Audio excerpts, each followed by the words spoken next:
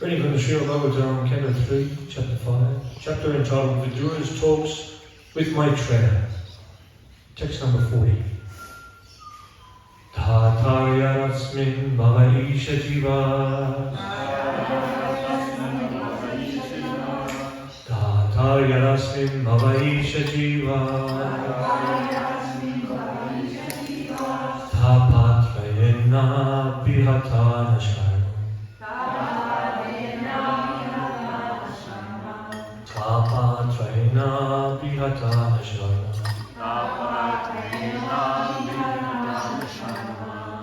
Atman labante bhagavan stavangri.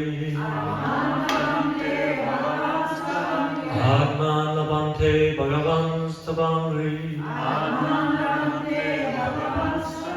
Chayam savidvam ata ashrayena. Chayam savidyam ata ashrayena. Tathayasmin bhavaisha jiva. Tapatrena bhikana sharanam. Atman labante bhagavan stavangri. Chayam savidyam ata ashrayena. Tathayasmin bhavaisha jiva. Tapatrena bhikana sharanam. Atman labante bhagavan stavangri. Shayam savidyam ata ashrayena.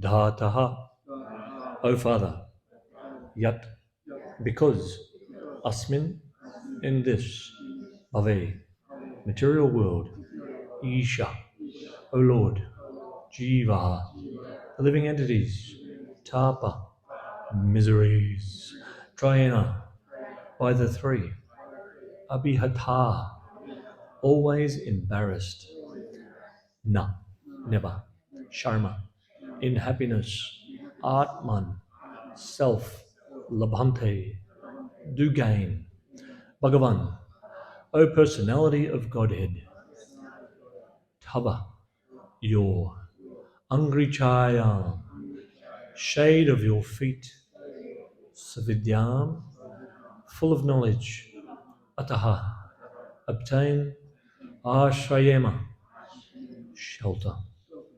Translation and purport by His Divine Grace, Srila A.C. Bhaktivedanta Swami Srila Prabhupada. O Father, O Lord, O personality of Godhead, the living entities in the material world can never have any happiness because they are overwhelmed by the three kinds of miseries. Therefore they take shelter of the shade of your lotus feet which are full of knowledge, and we also take shelter of them. Please repeat. O Father, O Lord, O Personality of Godhead, the living entities in the material world can never have any happiness because they are overwhelmed by the three kinds of miseries. Therefore, they take shelter of the shade of your lotus feet, which are full of knowledge, and we also take shelter of them. Pardon me. Purport. The way of devotional service is neither sentimental nor mundane. It is the path of reality by which the living entity can attain the transcendental happiness of being freed from the three kinds of material miseries. Miseries arising from the body and mind, from other living entities, and from natural disturbances. Speaking of which, mosquitoes. Everyone who is conditioned by material existence, whether he be a man or beast or demigod or bird, must suffer from adhyatmika, bodily or mental pains, adibautika, pains, those offered by living creatures, and adidaivika pains, those due to supernatural disturbances. His happiness is nothing but a hard struggle to get free from the miseries of conditional life. But there is only one way he can be rescued, and that is by accepting the shelter of the lotus feet of the Supreme Personality of Godhead. The argument that unless one has proper knowledge, one cannot be freed from material miseries is undoubtedly true. But because the lotus feet of the Lord are full of transcendental knowledge, acceptance of his lotus feet completes that necessity. We have already discussed this point in the first canto, 1.2.7. Does anyone know that one? Put that, no? 127. Vasudeva Bhagavati Bhakti Yoga Prayojita Janayat Yashuvairagyam Gyanam Cha Yad Ahoitakam. There is no want of knowledge in the devotional service of Vasudeva, Personality of Godhead. He, the Lord, personally takes charge of dissipating the darkness of ignorance from the heart of the devotee. He confirms this in Bhagavad Gita 10:10. Anyone know that one?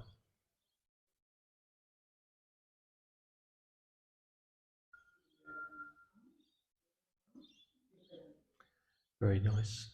Tesham satata yuktanam bhajatam priti purvakam dadami buddhi yogam tam yenamam upayanti te. Extra points if you know 10:11 as well.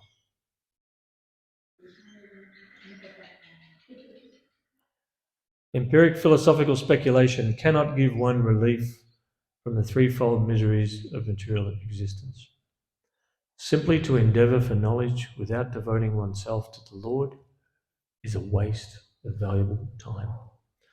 Om Gyantimarandasya Gyananjana Shalakaya Chakshurum Militam Yena Tasmai Shri Gurave Namaha. Jai Shri Krishna Chaitanya Prabhu Nityananda Shri Advaita Gadadhar Srivasadi Gaura Bhaktivinoda. Hare Krishna, Krishna Krishna, Hare Hare, Hare Rama, Rama Rama, Hare Hare. Well, everything should be clear from this verse and purport. Who is speaking this verse?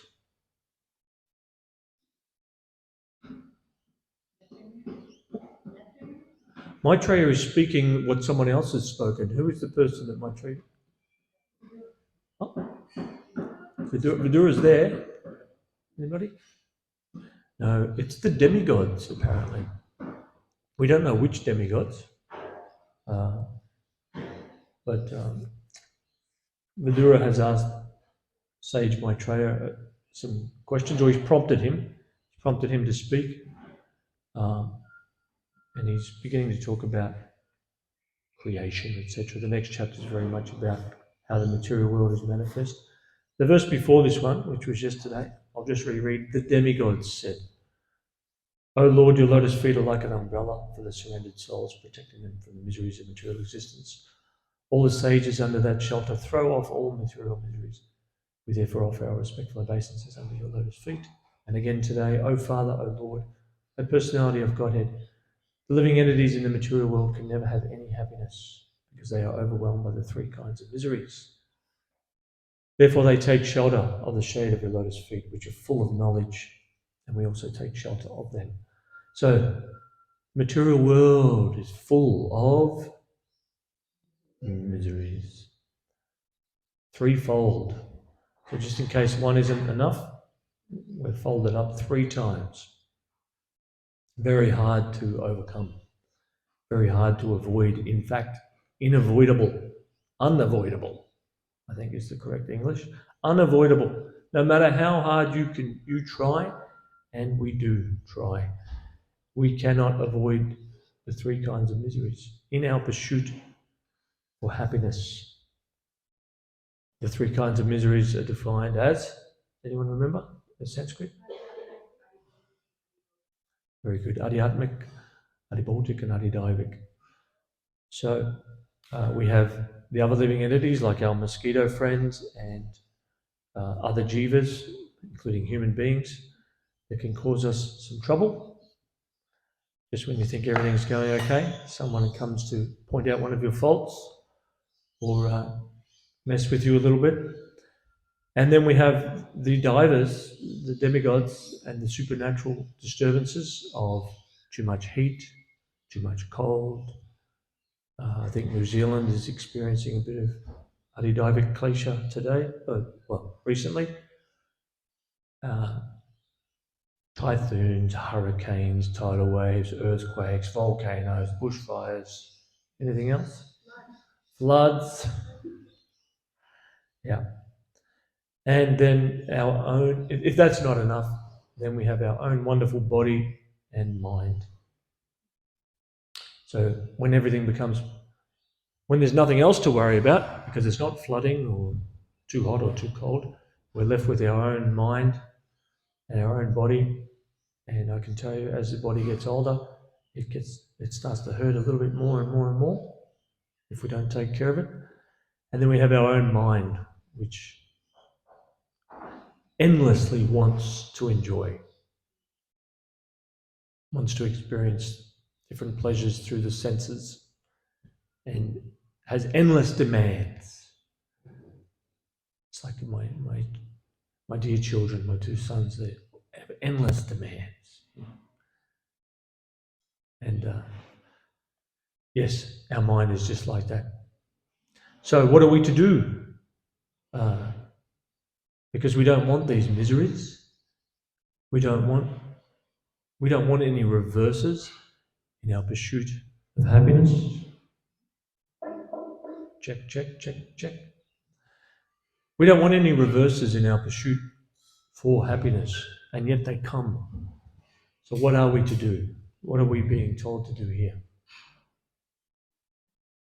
Take shelter of the lotus feet of Bhagavan.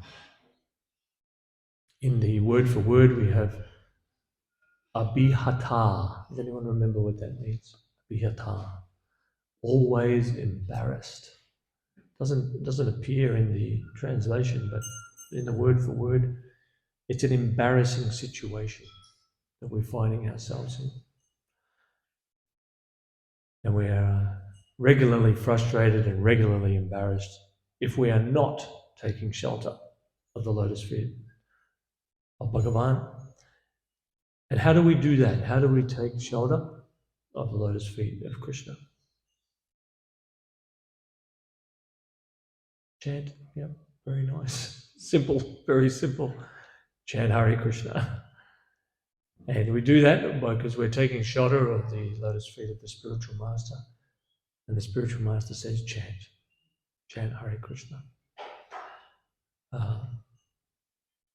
So the argument that unless one has proper knowledge, one cannot be freed from material miseries is undoubtedly true. But because the lotus feet of the Lord are full of transcendental knowledge, acceptance of his lotus feet completes that necessity. So sometimes I may be thinking, that I'm not very learned. I don't have much knowledge. I don't have a great degree or any academic history. What am I to do? Well, we take shelter of the lotus feet of Krishna. We take shelter of the holy name and the processes of devotional service, and automatically we acquire knowledge. We acquire two things. What were they mentioned in Canto 1, Chapter 2, Text 7? We automatically acquire two things by doing devotional service. Well, there's knowledge and detachment in the world. Thank you, Prabhu. Janayat yashu vairagyam jnanam chayatahaitakam. Causeless, pardon me, causeless detachment from these sense objects and the material world, the illusory potential to enjoy the material world is removed. And the causeless knowledge is acquired simply by rendering devotional service to Vasudev. And we do that by Shravanam, Kirtanam, Smaranam. So we're impelled to hear more and more about Krishna and his activities and his qualities. By doing that, you will attain knowledge causelessly, and you will also be freed from Adidaivik Klesh, Adibhautik Klesh, and Adhyatmik Klesh.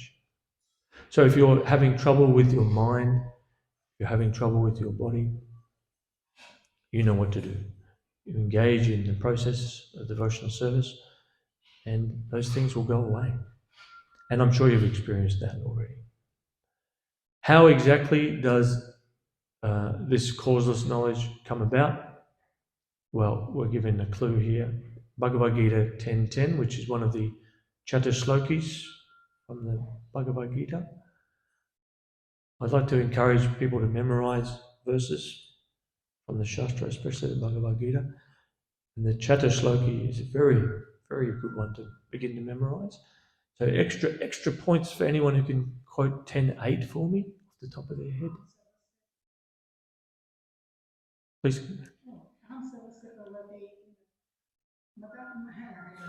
Yes. Aham savasya prabhu. Excellent. And 10.9? Much chitta? Very good. So this Chatusloki we can memorize because it is the essence of the Bhagavad Gita.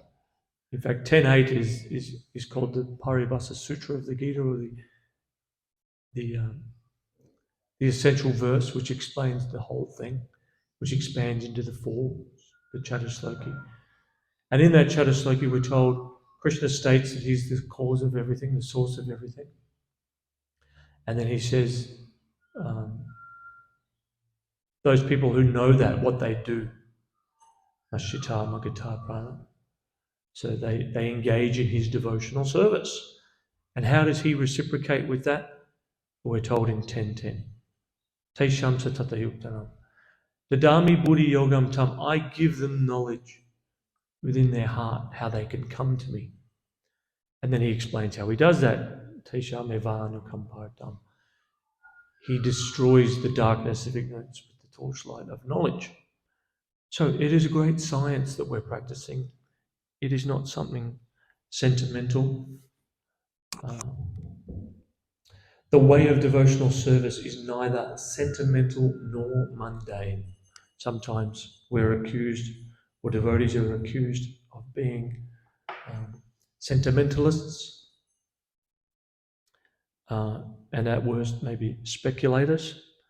So I'd like to read some of the purport of 127 from the Bhagavatam. Those who consider devotional service to the Supreme Lord Sri Krishna to be something like material emotional affairs may argue that in the revealed scriptures, sacrifice, charity, austerity, knowledge, mystic powers, and similar other processes of transcendental realization are recommended. According to them, bhakti, or the devotional service of the Lord, is meant for those who cannot perform the high-grade activities. Generally, it is said that the bhakti cult is meant for the Shudras, Vaishyas, and the less intelligent women class. But that is not the actual fact. The bhakti cult is the topmost of all transcendental activities, and therefore it is simultaneously sublime and easy. It is sublime for the pure devotees who are serious about getting in contact with the Supreme Lord, and it is easy for the neophytes who are just on the threshold of the house of bhakti. And that's a great purport that continues, if anyone's interested to read it. So, bhakti yoga is both easy and sublime. In fact, there is nothing that can impede bhakti. There is nothing material that can restrict your advancement in bhakti yoga, your pursuit of your relationship with the Supreme Lord. Bhakti is transcendental. So, nothing material, not your age, not the weather, not your gender in this lifetime, nothing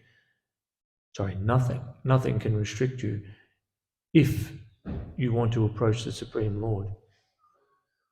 So we are given this great science, this great process of how to perform bhakti. One thing that can be a stumbling block in bhakti yoga is concocting or generating your own practice and your own system.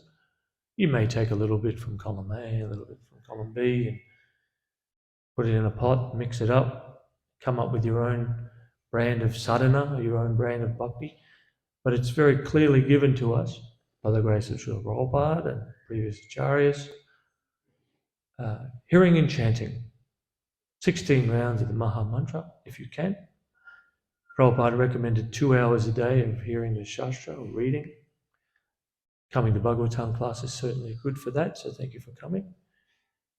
And naturally, by doing these things, you will see that your detachment from those material sense objects increases, and your knowledge of Krishna's personality, his qualities, activities, and pastimes will manifest. And within your heart, you'll be given this knowledge of how to navigate the material world, how to associate with the people in the material world, how to associate with other devotees of Krishna, and how to share Krishna with others, most importantly, as we've been recipients of that ourselves. Empiric philosophical speculation cannot give one relief from the threefold miseries of material existence. Simply to endeavour for knowledge without devoting oneself to the Lord is a waste of valuable time. So, in the Bhagavad Gita, I believe it's in this same purport actually. No. So, engaging in bhakti without knowledge is called what?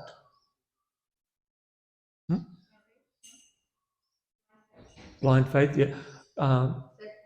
Sorry, I should have said it a different way. Engaging in bhakti with the desire for results, for the fruits of one's activities is called what? Karma yoga. Thank you. And then engaging in bhakti simply for the pursuit of knowledge is called jnana yoga. So what is bhakti yoga if it's not either of those? Please speak up, please.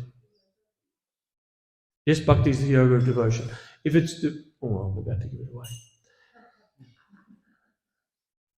I'm thinking of a verse from the Bhakti Rasamrita Sindhu. The definition of bhakti.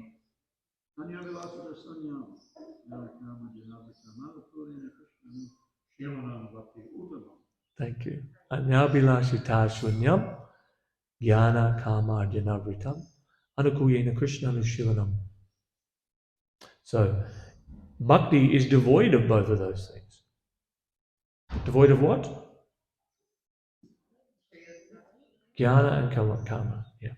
So devoid of the desire, selfish desire for one's own pleasure, and jnana, mental speculation, completely free of any mental speculation. So how do we get there? How do we get to the point where we're completely free of mental speculation? Well, it's right in front of us. We have the Shastra, and we have the teachings of the spiritual master. So we don't need to wonder or worry, for that matter, about how to perform bhakti. It's clearly laid out before us. And if we have any doubts or worries about what we're doing, we can turn to the spiritual master and we can turn to the Shastra and get the answer. You may have experienced the transcendental nature of these books. You can simply flip a page at will, especially when you're having some trouble, and knowledge will come to you, because these aren't just ink on paper.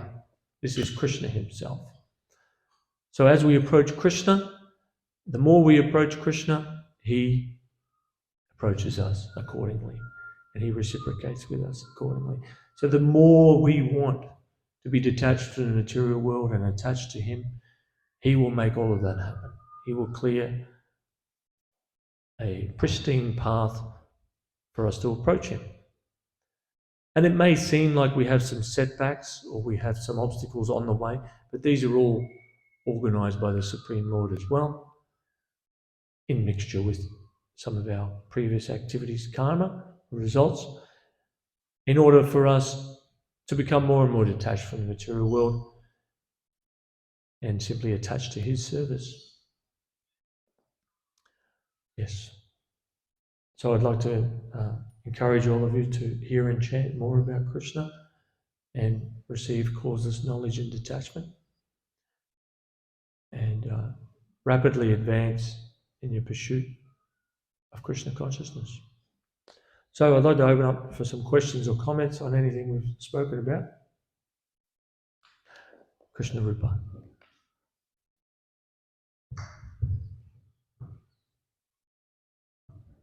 Thank you for class, Yadunandana. When I was getting ready for Gandhi this morning, I always put a lecture on with Prabhupada, and it was speaking to that the three pressures or the Threefold miseries. Yes, and Prabhupada was saying that we may think we're not suffering, but suffering will sure to come. And he gave the example, he quoted a Bengali proverb, but couldn't catch the Bengali words for it. But then he explained that this Bengali proverb means that there's the cow patty, the cow dung that's dry and formed into little patties. And you'll see when you go to India, you'll see all these cow dung patties all over the wall, drying in the sun. And then they use that for burning, for cooking. And then this Prabhupada was saying that, so the dried cow dung patty was about to be burned in the fire. And the wet cow dung patty was thinking, haha, he's going to be burned in the fire, not realizing that very soon he would be also a dried cow dung patty, and he would soon be burned in the fire. So Prabhupada was using an example that we may think we're not suffering at this moment, and we see other people suffering, but for sure we will suffer. And if not immediate suffering, then there's death, and that's the ultimate suffering for the non-devotee. So I thought that was quite an interesting example that Prabhupada gave, the wet cow dung and the dry cow dung. Lovely. Yeah, so we have the great benediction. We can walk around New Govardhana and see the cow dung, and we can meditate on that very thing. If we think we're smooth sailing, we can just wait. The miseries will come again. Prabhupada also often quote, never trust the future, no matter how kind. Oh. So it's an English proverb Prabhupada used that we can't be coasting along thinking, well, nothing bad's going to happen. Yeah. But it's not that we're preempting it or or hoping for it. Prabhupada said, never go to the Lord and pray for calamity. Someone doesn't go to the deity and say, oh Lord, please set my house on fire. No, you don't pray for calamity, but if calamity comes, then by Prabhupada's grace, we've got this wonderful philosophy of Krishna consciousness that helps us understand the inebrities of life and put them in perspective. Yeah, thank you. I'm reminded of the COVID verse. I tried to memorize the COVID verse from Bhagavatam. Everything's in the Bhagavatam, even the COVID verse. Does anyone know that one? Tasyeva heto prayateta covido. Yeah. Tasyeva heto prayateta covido. Oh, I wish I have to try harder on that one. And essentially, it's recommending that one should pursue that which is not attainable anywhere in the material world. And then it goes on to explain that as happiness comes by its own accord, so does miseries. So what do we do when the miseries come? And even better, what do we do when the happiness comes as well? What are the demigods saying? Take shelter. How do we take shelter, Melissa? Jan Hare Krishna. Yeah. Thank you, Krishna Rupa. That was fantastic. So we've got a bit more time if anyone wants to make a comment or ask a question. Otherwise, we can all chant. Namdu.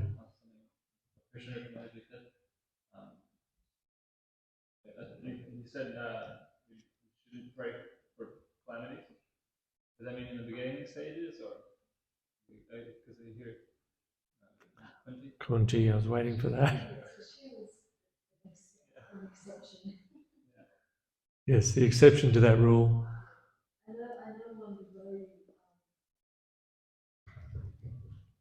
know one devotee, she prayed to the deity. She told me this later. She prayed to the deities. Okay, Krishna, bring it on. Let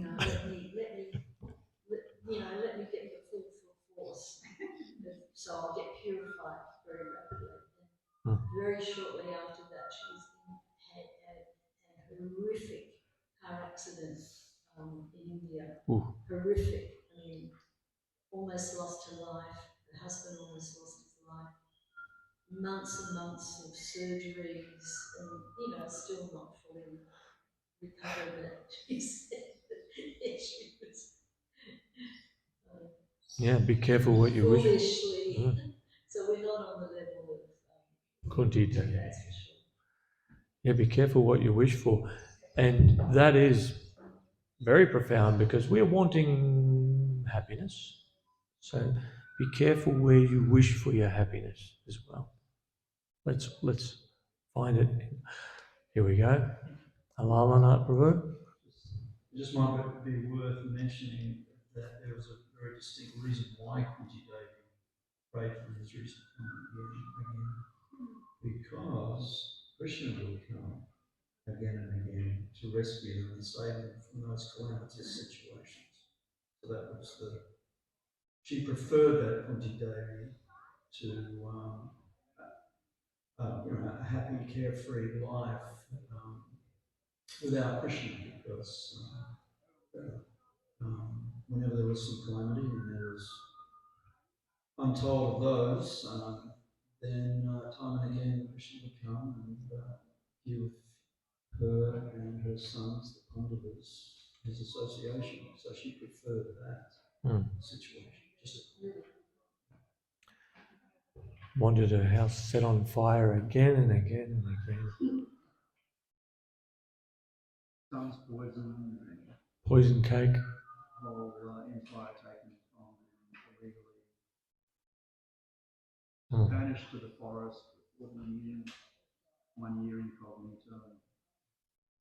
Very exalted personality. Daughter-in-law insulted publicly. Yeah, had her husband pass away, left with 5 kids. Can't comprehend, maybe. Yeah. So when the happiness comes and the distress, maybe we should pray like that. Please bring all the happiness so I can remember you. No. Let us take shelter of the lotus feet of the Lord, like these demigods are praying.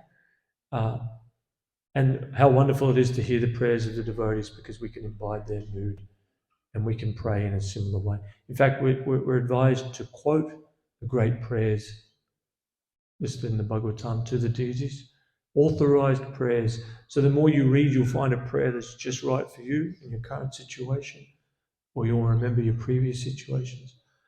And then you can memorize them and offer them to the Lord. And just like Kunti Devi, Krishna will come running. He won't be able to resist, it said. Can't resist. Come and help us.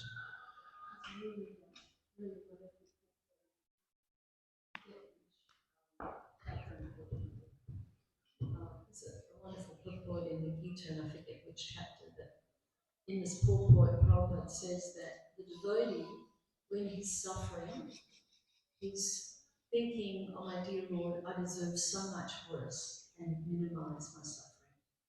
And then when things are going smoothly, happy, not sick, this and that, then the devotee thinks, oh, thank you, Krishna, for giving me this situation. How can I increase my service? Let me do more service, because I'm in a comfortable situation where I can increase my service. So either way, happiness and distress, then we can take shelter of the Lord. Yeah. A bit hard to remember in the easy times. So that's why we come to the temple, chant with the devotees, remember Krishna, say Krishna when things are good, not just when they're bad. And what does Gauranga say about good and bad? Does anyone know that one? Who says? Lord Chaitanya. Are the good and bad? Oh, I used to know that one too. Jiva Doi knows that one. Where isn't it? What is it? Essentially, he says, he who says this is good and he who says this is bad is simply mad. In the material world, there is no good or bad. It's just our sense perception, isn't it? What is that? Oh, that's going to bother me for the rest of the day. I'll have to remember it. I have to look it up. No, I better finish up. Anything else? Okay, Grantaraj Srimad Bhagavatam ki jai, Srila Prabhupada ki jai.